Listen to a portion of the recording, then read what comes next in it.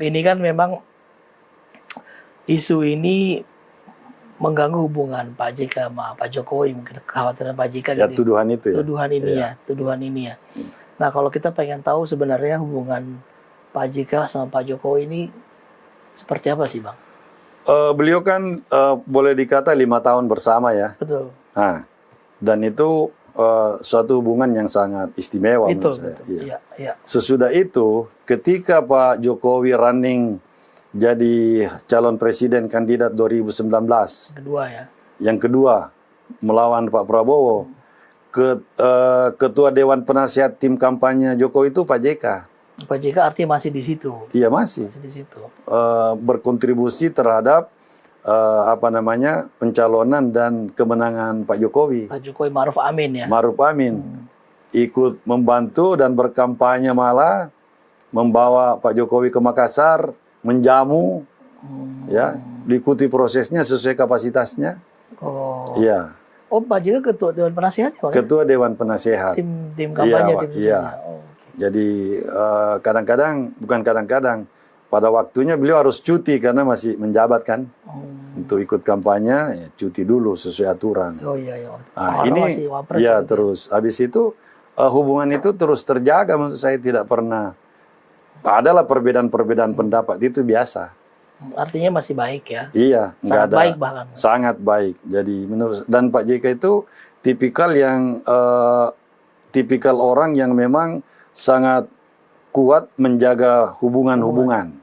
Jadi dengan semua mantan, Pak SBY, Ibu Mega, Pak Budiono, ya semualah masih terkoneksi dengan baik. Kapan-kapan ketemu, apalagi kalau ada pesta, kawinan, acara kenegaraan, upacara-upacara 17-an dan kan ketemu mereka. Undangan resmi negara sering. Pula ya. Iya. Jadi forum-forum ini saya kira juga menjadi suatu sarana buat tetap memelihara hubungan-hubungan beliau berdua. Dan Pak JK itu yang saya tahu dia nggak baper orangnya. Dan itu juga bikin nyaman kepada siapapun. Jadi gentle di depan apa disampaikan gitu. Sampai di muka gitu dikasih tahu kalau ada sesuatu. Ya, makanya seperti yang dia bilang, kalau asli jasanya ngomong aja, sampaikan aja. Itu gentle itu. Nggak ada mencerita di belakang. Tapi statement Pak JK kemarin cukup menarik sih, Bang. Ya. Sampaikan saja Pak Jokowi akhir ini semua. Iya, ini semua. Huru-hara ini selesai, cukup menguras kita. Menyampaikan selain sebagai mantan kolega, juga sebagai adik tentunya ya. Jokowi lebih muda. Dan Pak Jokowi suka menelpon kakaknya kan, abangnya siapa. Saya kira itu. Kemarin Pak Jokowi bilang kakaknya yang di sana. Di sana ya. MBS. Tapi statement Pak JK kemarin itu disarankan oleh Bang Oceng, teman-teman, atau memang spontan Pak JK menyampaikan? Saya kira spontan ya. Ya, jadi kalau Pak JK itu caranya menerima masukan itu dia kan punya intuisi sendiri. Ya. Jadi Pak JK itu tokoh yang menurut saya beda. Mungkin banyak orang dituliskan dulu, lalu dia menyampaikan. Di konsep gitu. Di konsep, baru terus bikin menyampaikan. Iya. Kalau Pak JK, dia menyampaikan dulu, baru kita tulis. Kebalikannya. Iya. Tipikal aktivis sekali itu Pak JK. Iya.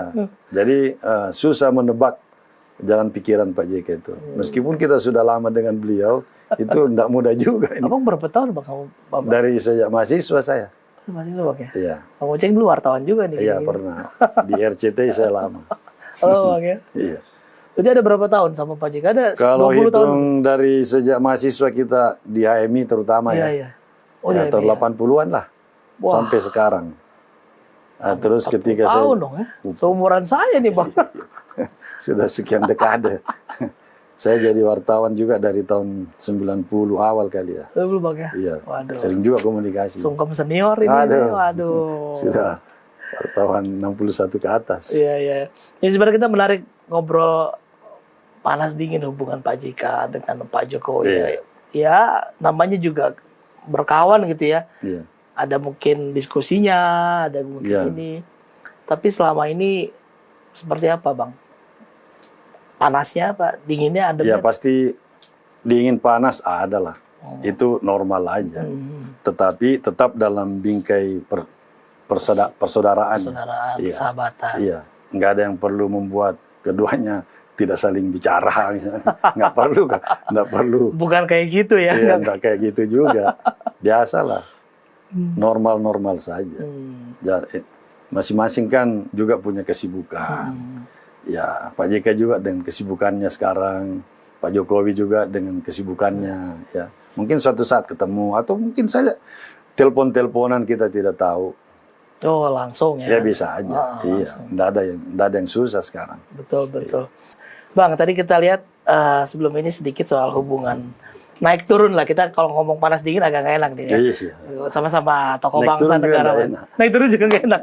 Kalau abang boleh sedikit hubungan Pak JK, Pak Jokowi pasti kan dinamis lah ya. Seperti kita berkawan gitu lah. Ini gimana bang? Terkait tuduhan bohir ini, hubungan Pak JK dan Pak Jokowi gimana? Saya kira mengganggu ya. Cukup mengganggu. Andaikan tidak mengganggu tentu Pak JK reaksinya tidak seperti ini. Yang kedua, Pak JK sangat menghargai hubungannya dengan Pak Jokowi. Karena itu beliau melaporkan untuk membuktikan bahwa dia tidak sejahat seperti yang digambarkan dalam tuduhan itu. Iya. Dan juga kemunculan Pak Jokowi di pentas nasional kan tidak lepas dari endorse dari Pak JK sendiri. Jadi, Bang ya? Iya, dari sejak awal. Dari jadi gubernur. Solo apa dari ke Jakarta nih pas Jakarta? Dari Solo ke Jakarta. Dari Solo ke Jakarta. Iya. Pak JK kalau kita lihat perannya sebelah mana, Bang? Ya, salah satu yang boleh dibilang mendorong Pak Jokowi maju sebagai gubernur di DKI.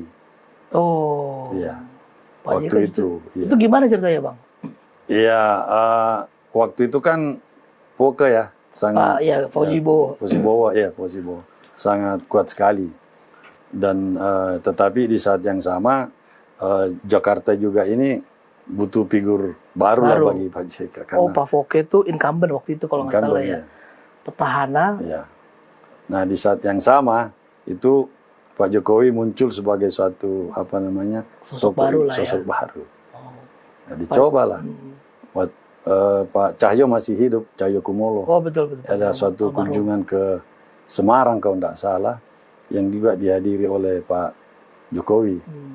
Kata Pak JK ke Pak Cahyo, boleh juga tuh wali kota Solo tuh jadi katanya. Oh artinya memang ada Pak JK melihat potensi ya. Pak Cahyo itu sekjen PDIP ya teman-teman. Gubernur ya waktu dari wali kota menjadi gubernur. Dari wali kota ke gubernur ya. Jadi sebenarnya hubungannya sudah cukup lama sekali. Iya, lama. Jadi ini kan sayang kalau terganggu. Karena gara-gara soal hanya karena tuduhan yang lewat AI pula. Kan ini namanya ya tidak etis lah. Artinya yang bikin ini, yang membuat konten itu menurut saya gimana ya? Motivasinya apa? Motivasinya apa? Iya, nggak ada guna-gunanya. Betul. Iya, untuk apa? Pernah dianalisis sama tim Pak JK sendiri ini motivasinya apa kira-kira? Ada? Kita sih tidak terlalu punya tim yang seperti itu ya, biasa aja sih, mengalir aja. Kita cuma menganggap ini memang benar Pak JK harus laporin. Langsung laporin ya. Laporin aja.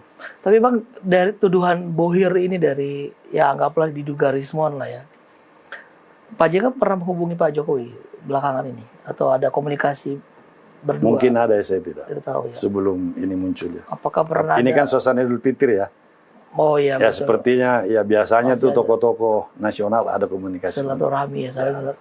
Pernah nggak sih Bang Pak JK agak kesulitan misalnya menghubungi Pak Jokowi gitu atau? Ya kalau saya sih tidak ya. Selama ini baik-baik saya sebenarnya. Ya harusnya kalau menurut saya tidak susah juga saling menghubungi. Iya. Jadi artinya apalagi protokolernya tidak seketat dulu lagi juga. Karena sudah ini kan masyarakat sipil. Pensiunan. Seperti yang saya katakan tadi, bisa ketemu di kawinan, bisa ketemu di mana aja bisa ketemu. Tapi kalau kita lihat kegiatan Pak JK juga masih cukup aktif ya? Iya, karena Pak JK memang kan ketua 2 organisasi besar di Indonesia. Dewan Masjid Indonesia dan Palang Merah Indonesia. PMI apalagi nih. Iya. itu besar semua itu. Betul. Anggota Dewan Masjid kan 800.000 masjid. Oh, 800. Iya, dengan segala dinamikanya. Betul. Belum Palang Merah Indonesia. Iya. Dengan segala aktivitasnya. Belum beliau sebagai tokoh ya yang sering diundang ceramah Iya. di mana-mana, dalam dan luar negeri. Iya, kalau kita lihat aktivitas di PMI terutama nih Bang, Iya. ya, kemarin juga kalau nggak salah Dubes Iran mampir ke rumah, Pak. Iya, Bertemu lah dengan Pak JK. Iya. Kalau boleh di-spill dikit teman-teman nih Bang, apa sih sebenarnya isi pertemuan itu?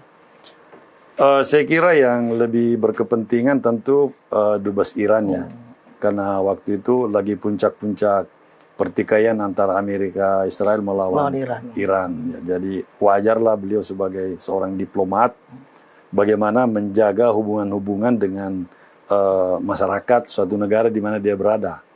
Apalagi sekarang ini kan hubungan internasional itu sudah sangat cair.